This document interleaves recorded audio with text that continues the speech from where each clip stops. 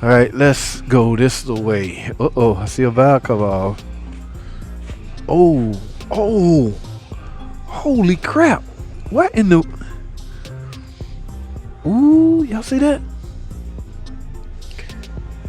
Guys, holy crap.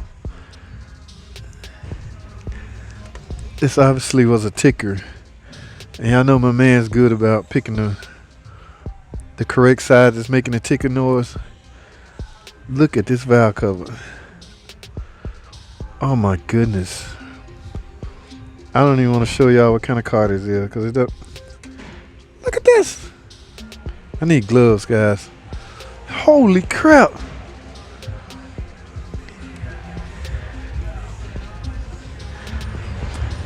Anybody want to take a stab at this? Guess what happened? Guys, this really hurts. Okay, I mean, I'm pretty passionate about,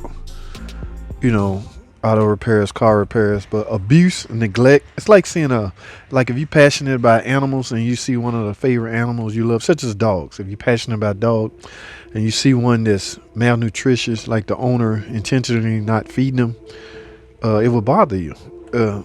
Same with this, guys. This is like total neglect. Oh my goodness.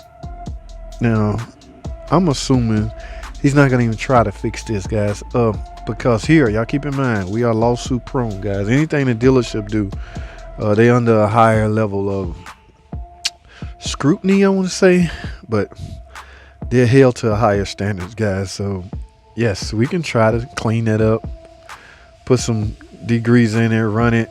Everything's gonna end up at the oil pan. Simply changing the oil it's not gonna all come out that way. So you will literally have to remove the oil pan. But because we're here and that would be risky, I'm not sure management would even allow us to take this risk. Holy crap. I'm going to get some gloves. And I even want to say a rocker is broke because that's like powder shavings from a... Oh my God. I can't. Oh my goodness, man. Why, people? Where's the PCV valve? I want to see this. Where is the P? This it over here, guys. Look at this. This is the dead giveaway of sludge.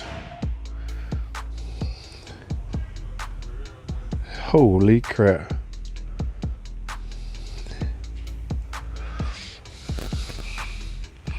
Man, dude, what happened? Dude, you see the sludge? Holy crap.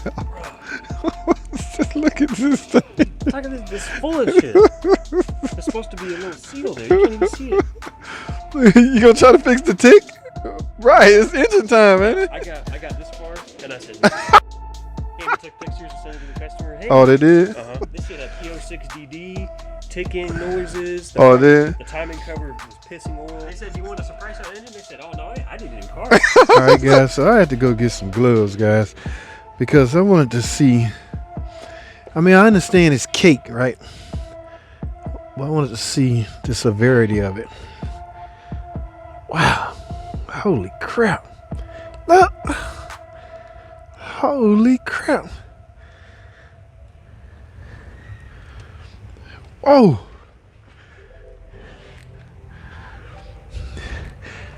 Oh my goodness. I wish he had to pull the front valve cover, but we've wasted enough time on this. They're not going to even... I don't feel any of these loose, but what does that matter, guys? This is extremely too risky to repair. Yeah, I want to put gloves on because I want to see.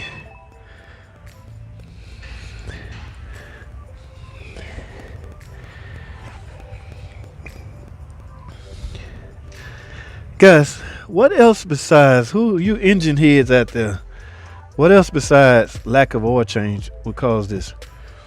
Okay, remember this car designed to burn on, what is that, 520? All right, are you guys suggesting that slick 50, or not slick 50, but synthetic oil would have prevented that. Look at this. It's the PCV valve. If you see this, now remember, guys, on the 2.7, the way I go by telling if the car is sludge is removing the crank sensor. Oh, that is cake, straight cake in there, guys. So on a 3.6, this is the best way to tell if your engine is sludged. Simply remove the PCV valve. I'm just in awe, guys. I don't know what else to really say. Number one is it pains me. I'm really hurt. Now, sure, I love to make repairs on vehicle, but I hate when this is like straight abuse. And you know what kills me? I don't even want to reveal the car because I don't want to put the customer business out there, but I think this model will alert you when you should get your oil change. Now, can you blame that on that? Can you blame the reason this looked like this on the fact that you never got your alert? That's why a lot of laws are put in place to protect companies that do that. I saw a statement on written down about FCA. Even though in the event the algorithm that tells you it's time for your oil change is not working, you still should not let your car go more than maybe 10,000 miles without an oil change. Okay, so that was put there for a purpose, guys, to relieve liability from the company in the event this happened. Because there are some people out there that would say, well, I didn't see where it said to change it, so I didn't think I needed to change. Here it is 10,000 miles later. You still ain't changed it simply because you didn't see a warning or a light that says it's time to change your oil. I don't know what's going through people's head, but I need to take a good. Yes, I've seen sludged up engine, but never a 3.6 this bad, guys. Okay, so I have used up the bulk of my time on this car right here, guys. I'm flabbergasted. Is that the word I'm looking for? I'm shocked. I really am. I think my man said he ain't wasting no more time, like as far as taking this off, because this is going to look just like that. So why bother to remove that? I'm not sure why he went straight to that. Okay, either way it goes, the upper intake had to come off no matter which one you're going to remove. So from that point, they both pretty straightforward to remove, although you got a lot of AC stuff down here to deal with. So he just chose to remove that one first, guys. Okay, because I'm done, guys. That's all I have, man. I used up the whole time on this. Now a lot of guys gonna ask me, so let me find out right now. How many miles on this car? Let's take a look.